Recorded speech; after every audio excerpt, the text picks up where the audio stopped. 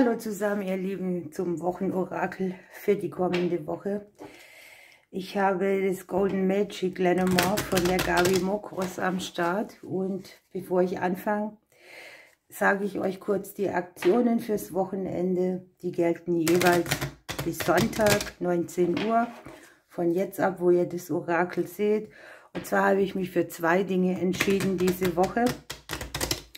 Ich vernachlässige das ja ab und an mit der Liebe. Deshalb habe ich mir jetzt überlegt, für alle, die mal so einen Blick wollen, dein Gegenüber und du, was verbindet euch, was trennt euch, dass ihr das mal haben könnt als Angebot für 25 € und dass ihr eine Botschaft haben könnt mit gesprungenen Karten. Nennt sich vielleicht Glücksimpuls oder ja, irgendwie sowas, was kommt auf euch zu, was euch erfreut, wo sind die besten Tendenzen, auch für 25 €.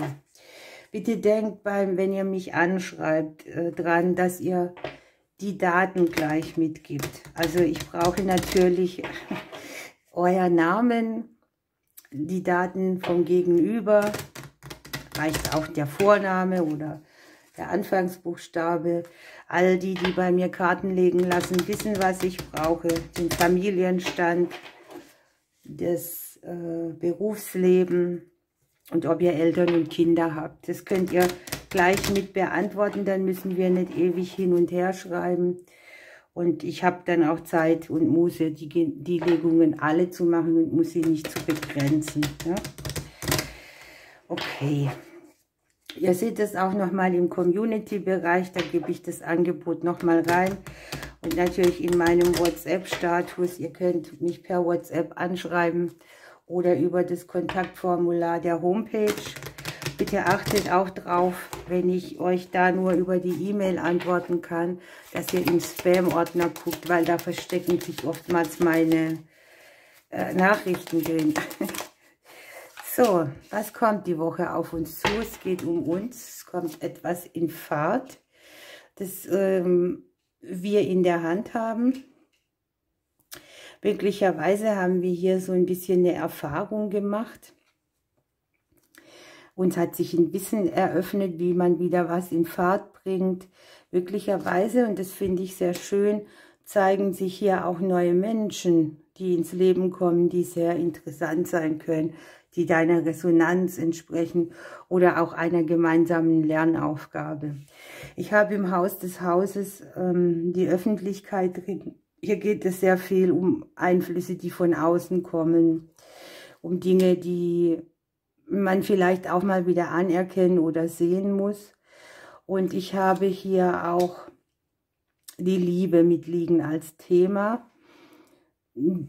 Ja, die geht in eine ganz gute Richtung hier, ne? Die Liebe liegt im Haus des Lebens drin. Das ist so ein Fundament, eine tragfähige Energie.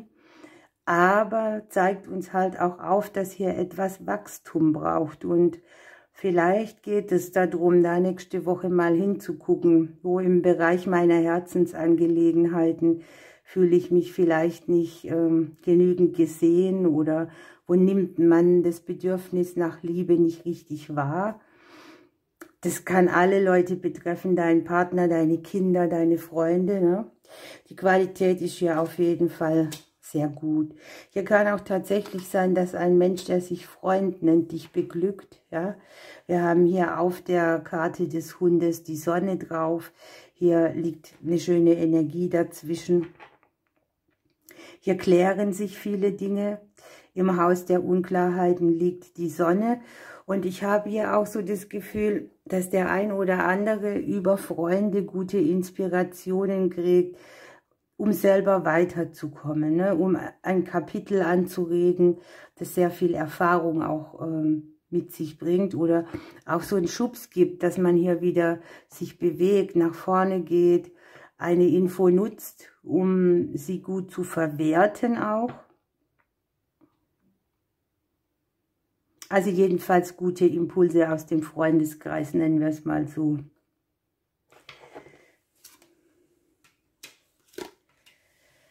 Ja, die Sense liegt im Haus der Sense. eine doppelte Aussage. Die Sense liegt hier jetzt auch noch auf dem Kopf. Ich drehe die mal um, dass ich sie schöner sehe. Und hier kann es sein, dass du einsteils irgendetwas Kleineres startest, zum Aufblühen bringst. Aber es kann sein, dass dich das was kostet, ne? Möglicherweise stellt sich hier ein Faktor ein, der für dich einen finanziellen Aspekt mitbringt. Es kann auch sein, wenn du denkst, ich brauche hier Veränderung, vielleicht möchtest du irgendwie etwas dazulernen, einen Kurs besuchen, in ein Projekt investieren, dann kann sein, dass dich das hier im kleineren Maße Geld kostet und du fragst dich, soll ich mir oder kann ich mir das erlauben, ja? Gucken wir weiter. Man kann hier ich sag's mal so, eine Situation verlassen, bei denen man einen Konflikt mit dem Leben hat, mit dem Außen, mit der Liebe, mit einem gewissen Energieverlust. Das heißt, du hast in etwas reingebuttert und hier kommt die Bilanz und da steht Minus. Um sowas geht es hier nämlich auch. Ganz gut Frieden schließen, ne? Eine Bewegung irgendwie, die sich sehr aufklärend wirkt auf Konflikte, auf Mangelgedanken.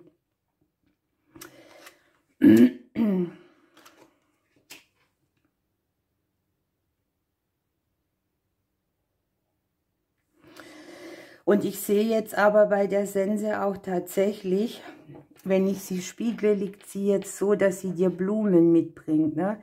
Hier kann eine überraschende Wende kommen im finanziellen Bereich, aber auch mit einer Person, die dir hier am Herzen liegt. Das mag jetzt jemand sein, der dich inspiriert oder der dir irgendwie Instruktion mitgibt oder der an sich auch eine gute Idee hat. Hier liegt große Kreativität bei der Idee oder bei der Lösung auch. An sich geht es um Veränderungen im Beziehungsleben, in allem, was verbindlich ist. Ich habe hier auch Neubeginne auf der Beziehungskarte drauf, da wo trennende Elemente sind. Etwas läuft runter, etwas kommt in Bewegung, etwas wird verbindlicher, etwas wird gesteigert irgendwie. Du hast nicht mehr so sehr das Gefühl, dass du dich mit irgendwas alleingelassen fühlst oder unverstanden. Also man nimmt wieder Verbindung auf und es herrscht so mehr Verbundenheit an sich. Wir haben in der Mitte des Kartenblattes als sehr aufklärend. Die Woche eignet sich ganz gut, um Konflikte zu lösen, ne? Dinge, die einem unterschwellig begleiten, die so rumrumoren in einem, die immer wieder ausblockierend wirken und man weiß nicht so recht, wie, warum, wie, wieso, warum passiert mir das, und hier eröffnet sich das Wissen, warum dir das passiert, wo es immer wieder Hindernisse gibt, die man jetzt mit dem richtigen Know-how auch beenden kann. Ja, beenden kann, dann kommt der Sarg. Okay.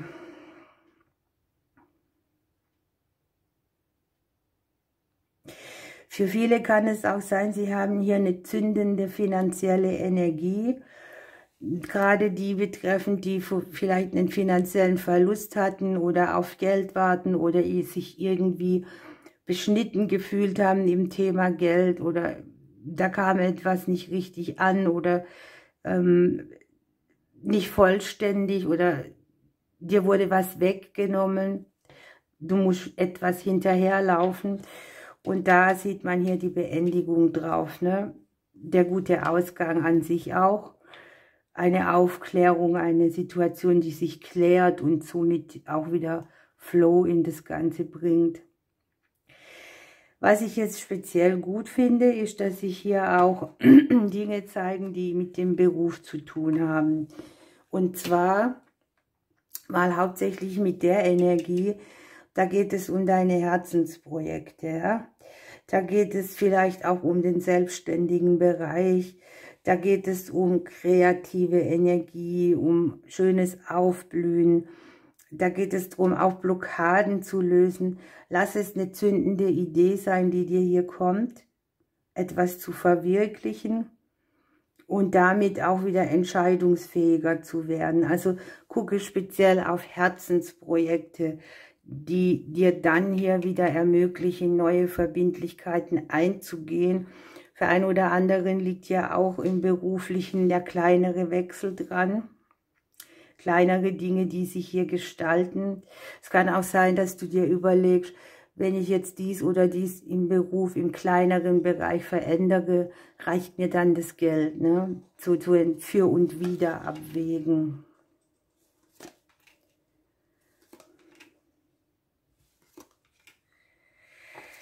Ich sage euch gleich mehr.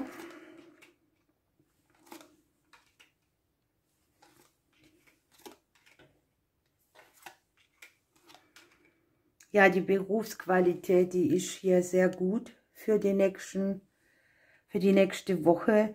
Es entstehen Wege, Möglichkeiten, Chancen. Aber an sich habe ich so dieses Gefühl, dass wir mit diesen Chancen sehr viel rumjonglieren. Ne? Man überlegt sehr viel. Man fragt sich, bringt es Verlust oder bringt es eher Zugewinn? Wo kann man im Kleineren eine Option nutzen, dass man die Dinge auch wieder mit Liebe macht oder dass sich das auszahlt, wo man Liebe reingibt? Und wo hat es dann trotzdem die Möglichkeit für Wachstum? Und da kann schon sein, wir werden hier mit einer Situation konfrontiert, die auch da Schatten aufwirft, ne? Dass man sich eben fragt, ist das richtig oder entscheide ich mich vielleicht falsch? Wenn ich das hochspiegle, liegt es auf dem Herzensbereich. Im Haus des Herzens liegt der Beruf drin. Also das ist ein Herzensprojekt. Da schlägt dein Herz dafür oder da schlägt es eben auch nicht mehr dafür. Und genau daraus entsteht der Weg. Ich habe, dass ja an sich sehr viel dabei sind, Verstrickungen auf dem Beziehungsbereich, auf dem verbindlichen Bereich zu lösen, so dass wir hier aus der vollen Herzensenergie schöpfen können. Hier kommt so eine Weggabelung vielleicht auch an in Beziehungen, in Freundschaften, in vielleicht auch Verbindungen mit Kindern. Und es geht darum, in der Korrespondenz haben wir halt nun mal die Elternthemen, ich kann sie nicht rausradieren. Zu gucken, wo entwickeln sich hier ungute Situationen oder wo hat sich etwas verselbstständigt, was mir nicht mehr dient und am Ende eine große Verstrickung mitbringt. Hier geht es darum, sich da neue Türen zu öffnen, das schaffen wir auch. Es ist winziger, als man denkt, ne? Das sind nicht hier die großen Brocken, sondern man sieht das im kleineren Bereich in die Auflösung gehen oder dass wir im kleineren Bereich auch an das Wissen kommen, das wir dafür benötigen. Und hier unten haben wir hier in der Korrespondenz das Kreuz drin und das Kreuz liegt hier im Hause der Emotionen, des Mondes, der Intuition. An sich auch hier wieder sehr zentral die beruflichen Veränderungen. Die Veränderungen liegen hier mit den Störchen im Haus der Sonne und hier im Haus der Störche haben wir den Ring. Also es geht schon um langfristige, gute Veränderungen, die da stattfinden, die einen gewissen Erfolg auch mitbringen. Es kann halt sein, dass man sich hier finanziell klärt, ne? Dass man überlegt, wo gebe ich gute Energie hinein, wo kriege ich was hier heraus und wo im kleineren Bereich finden hier bei mir die Momente statt, wo ich denke, das ist es mir nicht wert, der Preis ist zu hoch. Sowas könnte das alles sein, ne? Passt auch auf, dass euch hier eure Intuition kein Schnäppchen schlägt, wo ihr denkt so, also lasst euch nicht in die Irre leiten von irgendwelchen Gefühlen, die euch nicht ermöglichen, euch frei zu bewegen. Wir liegen im Hause des Reiters, wir wollen was vorwärts bringen, ne? Etwas kommt in Bewegung und da gehören zwar Emotionen dazu, aber wenn man sich nur davon führen lässt, dass man denkt, oh, lieber nicht oder so, steht man sich selbst auch sehr im Wege und muss dann wieder viel Energie aufwenden. Und es geht hier darum, eine gute Energie reinzugeben. An sich ist es eine Woche, wo wir erschaffen, schöpfen, tun. In unserem eigenen Haus liegt das Gegenüber drin. Es kann auch sein, dass wir im Beziehungsbereich sehr viel mit dem Gegenüber zu tun haben, dass wir gemeinsame Entscheidungen treffen müssen, dass es Konflikte gibt, die das mitbringt. Zugleich aber auch wieder eine ausgleichende Energie bei unseren Herzensangelegenheiten. Es kann auch so sein, dass uns ein Gegenüber mal Kummer macht oder so. Und dass man da halt, ich sag mal, die Optionen so nutzt, dass es für beide so stehen gelassen werden kann. Wir haben im Haus des Mannes den Baum drin. Da geht es sehr stark um Vitalität, es geht um Wachstum, es geht um langfristige Dinge. Es kann ja auch darum gehen, dass das, was hier stattfindet, mit den Familien etwas macht. Hier haben wir auch die Kinder in der Korrespondenz drin. Und dass Langsamkeit auch ein Faktor ist, der den Konflikt mitbringt. Denn wir möchten hier Bewegung und der Herr möchte Tempo raus, ne? Oder er baut etwas auf einen langsameren Stein, würde ich es mal nennen. Auch eine Woche, wo wir viele seelische Blockaden angucken dürfen, wo es darum geht, auch Stress zu reduzieren, den wir uns selber machen. Es ist vielleicht tempoabhängig. Und dennoch sehe ich auch, dass so Mangelgedanken und Blockaden, die wir haben, uns zu entscheiden, anstehen. Also man muss auch mal sagen, okay, ich trage die Konsequenz für meine Entscheidung, auch wenn sie manchmal bitter ist, aber sich nicht zu entscheiden, ist eben auch ein Weg. Hier gibt es karmische Ausgleichssituationen auf der emotionalen Ebene und an allen Herzensprojekten. Möglicherweise schubst uns auch das Schicksal ein bisschen in eine andere Richtung, ausgelöst durch irgendetwas Emotionales oder eine spezielle Intuition. Hier habe ich auch nochmal Nachrichten, die Klarheit bringen, Veränderungen auf dem verbindlichen Bereich über längere Zeit auch als Erfolg. Hier wird auch gesagt, der Schlüssel des Erfolgs ist dein eigenes Wissen, ne? Okay, wir lassen das mal so stehen, ihr Lieben. Wir bauen hier ein anderes Fundament für unsere Herzensangelegenheiten. Auch vielleicht jeder ein Stückchen für sich, das ist okay. Und wir kriegen hier eine größere Verstrickung raus aus den Bereichen, wo wir uns im verbindlichen Bereich immer wieder ein bisschen verrennen.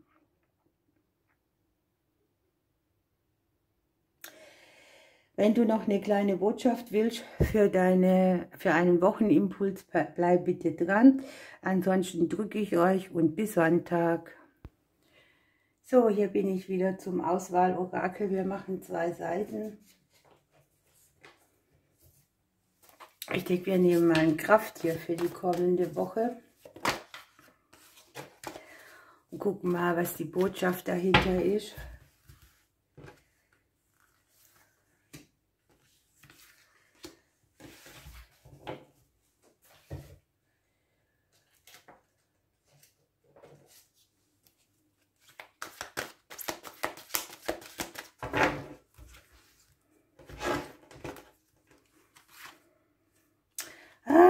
Was habe ich jetzt gemacht?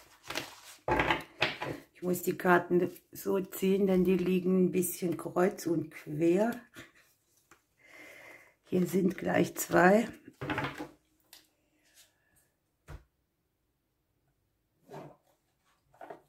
ein Vögelchen ziehe ich uns dann drauf.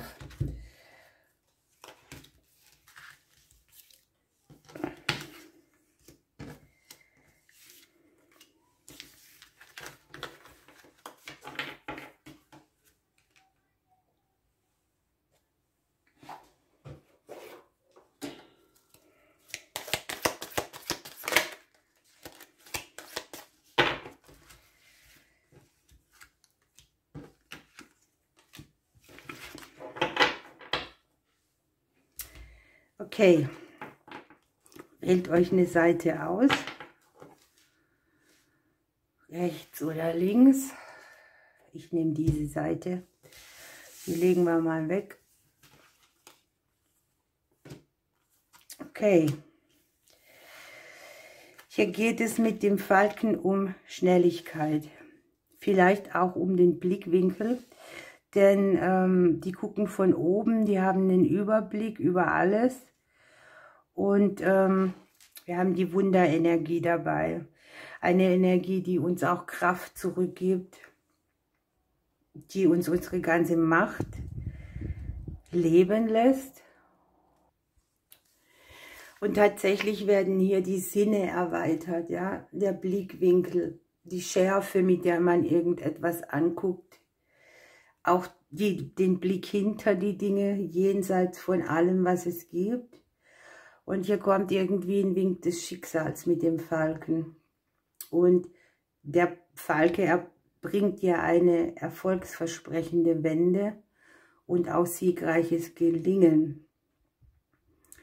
Es geht hier sehr um das Entdecken des eigenen Potenziales. Ne?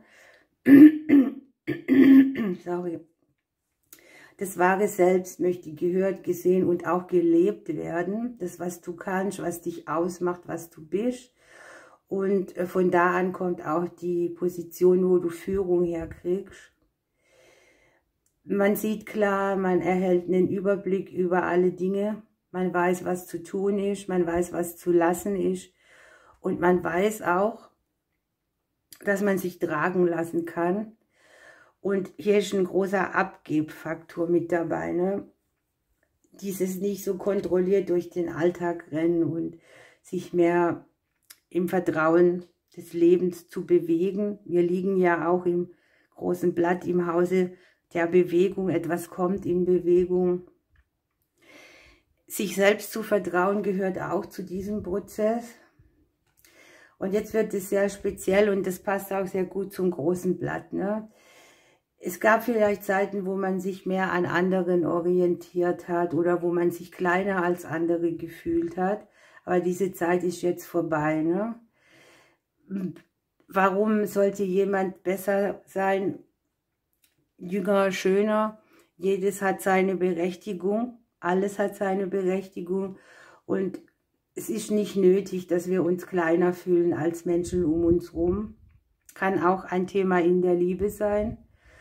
Und das Schicksal meint es mit dem Falken besonders gut mit einem, denn es ist im Prinzip so, dass der Falke sein Federkleid um dich oder um uns rum legt, uns auch schützt in gewisser Weise.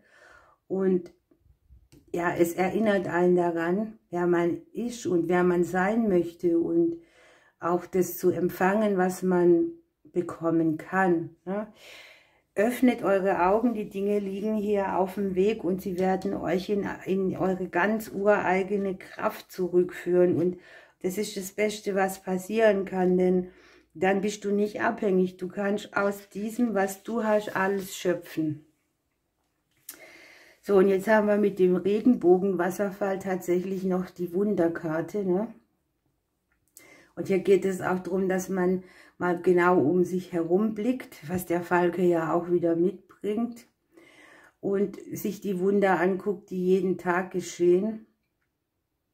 Dass man auch Ausschau hält, sie willkommen heißt, Zweifel ablegt, Ängste ablegt. Und wenn man die magischen Momente im Alltag und im Leben wahrnimmt und bejaht, werden sich hier auf größere Wunder, auf eine spektakuläre Weise zeigen. Es geht auch so um dieses Ding, dass Geschenke ins Leben fließen, die man nicht vermutet hat. Mit dem Regenbogen natürlich hier auch diese Zusage für eine freudige Zukunft, dass alles gut ist, ne? Auch die Aussage, dass man nicht mit allem allein klarkommen muss, sondern dass man auch das Go geben darf für das Einschreiten von oben.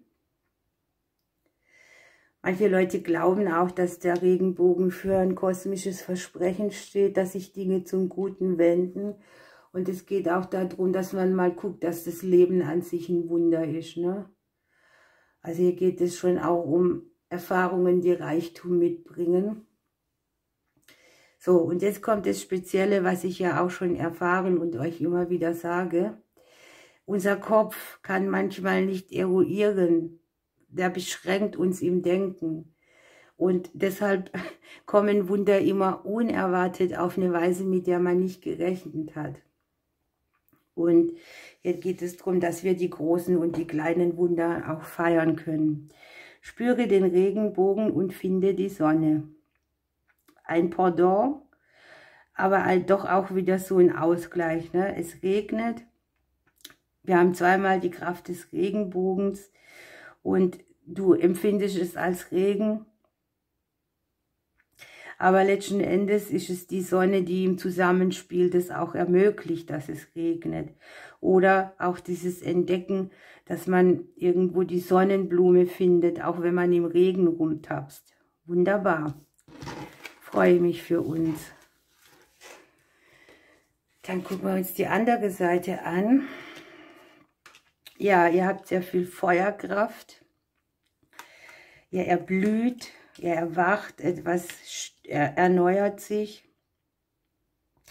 Ihr habt hier auch noch, dass die Situation sich verbessert an sich bei euch. Und mit dem Salamander geht es auch ein bisschen um die Energie, die uns tatsächlich feurige Energie mitgibt, die uns inspiriert. Eine Kraft, die uns auch lenkt, ne? Wir brennen für irgendetwas. Und es geht auch darum, dass Altes verbrennt, um dass Neues entstehen kann. Es geht um den göttlichen Funken, der in dir leuchtet. Und auch dieses Bewusstsein, dass das Feuer in uns immer da ist, ne? Als Kraft. Das wird sich auch nicht gegen uns stellen, sondern das fordert uns auf, zum Mitschöpfer zu werden für die Dinge, für die Energie zu lenken, für die man brennen möchte.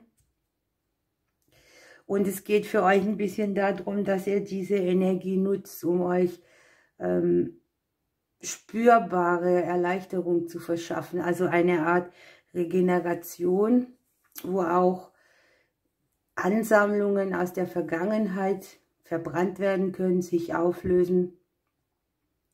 Irgendetwas wird weggehen, dich befreien, irgendein Leid wird beendet.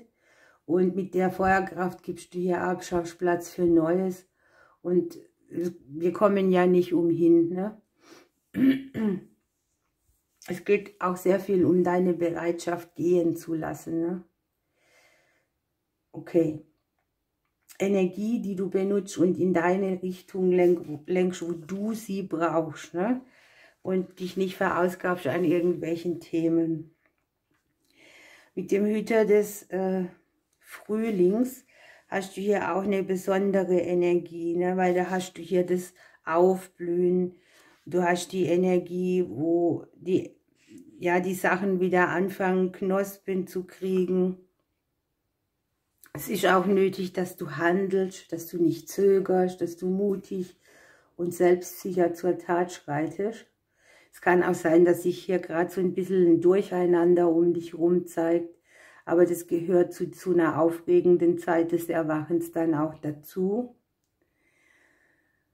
Habt es auch ein bisschen im Griff, dass Impulse die Unruhe mitbringen, sagen wir es mal so, dass du dich von denen nicht aus dem Tritt bringen lässt, ne? Sondern dass deine Entschlossenheit auch die Situation, in der du bist, verändert.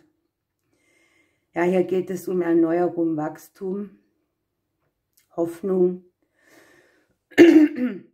und ein Ankündigen einer Phase, bei der du auch am Ende ein gutes Endergebnis sehen kannst, nämlich ein Ergebnis, das deine Situation verbessert. Jeder Tag ist ein neues Leben, steht auf der Engelkarte drauf. Bedeutet natürlich auch, dass man sich dessen erstmal bewusst werden muss und dass man auch immer jeden Tag die Möglichkeit hat, Dinge zu verändern. Ihr Lieben, ich wünsche euch eine schöne Woche. Ich drücke euch bis bald.